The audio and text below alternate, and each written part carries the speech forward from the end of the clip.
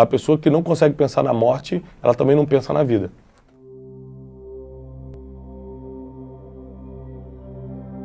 Eu sempre falo o seguinte, não dá para escolher como nem quando a gente vai morrer. O apóstolo Paulo morreu decapitado em Roma. Pô, um dos maiores heróis da fé morreu, cara, de uma forma que ninguém quer morrer.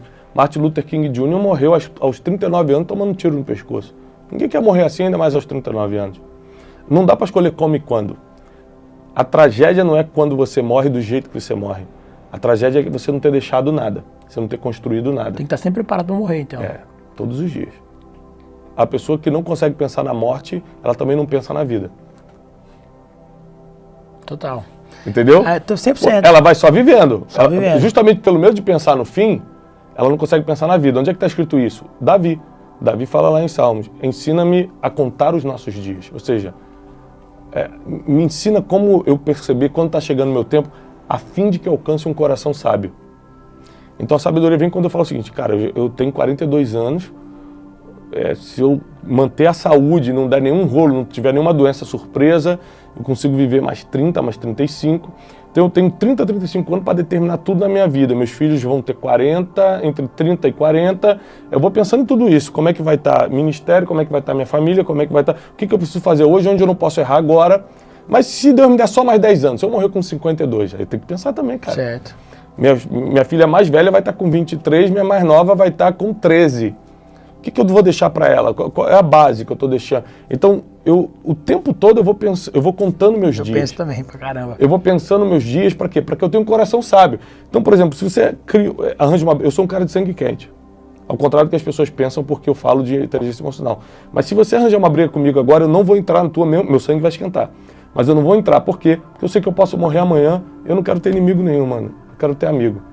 Inimigo, sem você fazer nada, você já tem. Já arruma. Ainda mais criando. Então, cara, quando eu penso no meu fim, eu consigo calcular minha vida. Não quero. Briga, eu não quero, não. Total. Cara, eu penso no meu fim e penso no fim das pessoas que estão próximas a mim. Eu vejo muita gente em crise porque perdeu os pais e tal. E eu já falei várias vezes, abertamente. Se meus pais morressem hoje, pra mim estaria tudo bem. Não porque eu amo eles, mas primeiro porque eu quero que eu enterre meus pais. Eu não quero que meus pais me enterrem. Quando o pai enterra o filho, ele inverteu o ciclo natural. Pode até acontecer, mas não é ideal. E segundo, porque eu sempre tenho isso na cabeça, que qualquer momento, ou qualquer dia posso perdê-los, isso vai sempre me puxar para ser um bom filho. Para ligar sempre, conversar sempre, trocar o máximo de energia que dentro da minha ponderação é necessário. Eu não vou voltar para casa dos meus pais porque um dia eu vou morrer, porque aí seria uma atitude idiota. Tenho que seguir minha vida. Mas também não vou ficar só trabalhando, vou ficar 6 meses sem ver meus pais, porque também seria outra atitude idiota, porque eles podem morrer no meio do caminho. Mas pensar na morte é muito bom. E eu uso isso muito para pensar na morte, para fazer coisas que eu não tenho coragem. Eu tinha muito medo de falar em público, Thiago, muito. Hoje eu vou para palestrar e amo. E me desenvolvi bastante nisso. Tinha final de semana que eu fazia 9 palestras no final de semana, 3 sexta, 3 sábado, 3 domingo. Isso para me desenvolver a falar. Deixa eu só vai lá. Rapidinho. Tem muita gente que não pensa na morte porque acha que vai atrair a morte. Mas a Bíblia não diz isso. A Bíblia diz que você atrai o que tem medo. Você não pode ter medo da morte. Pensar na morte não muda em nada. Só muda o teu nível de sabedoria, mas negativamente não muda em nada. Ter medo da morte está lá em Jó. A Bíblia diz que aquilo que eu temia mais me sobreveio.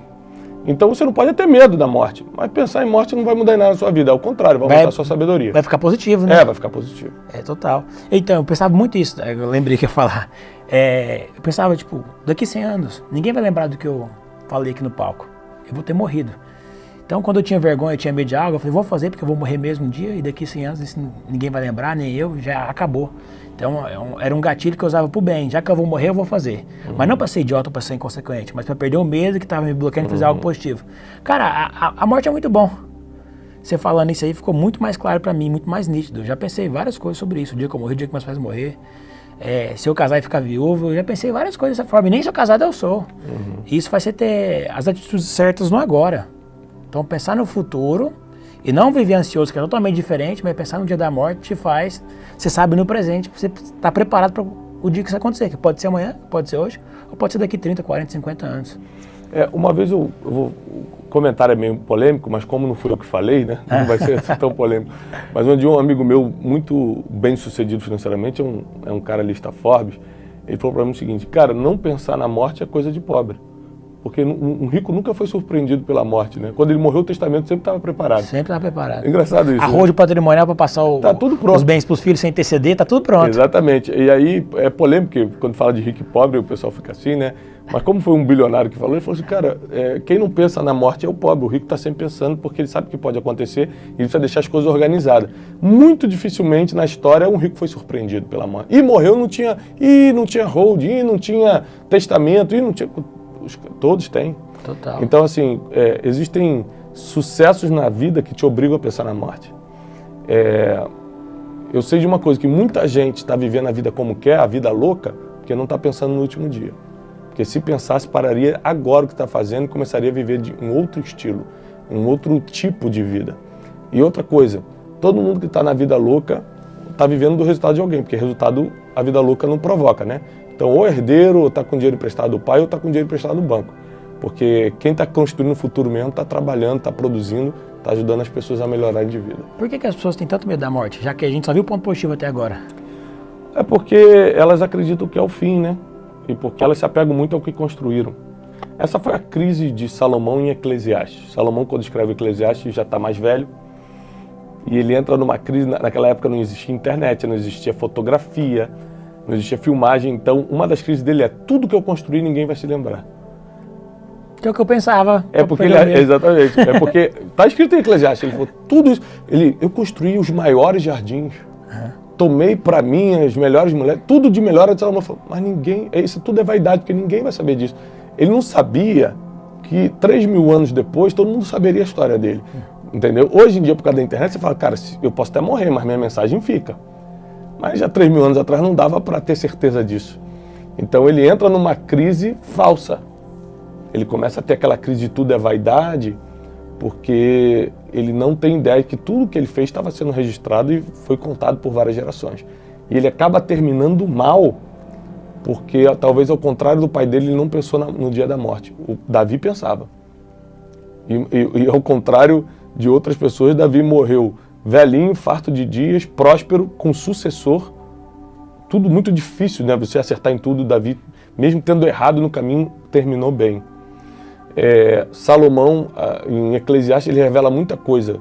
Ele fala o seguinte, eu me dediquei a estudar sabedoria e me dediquei à loucura.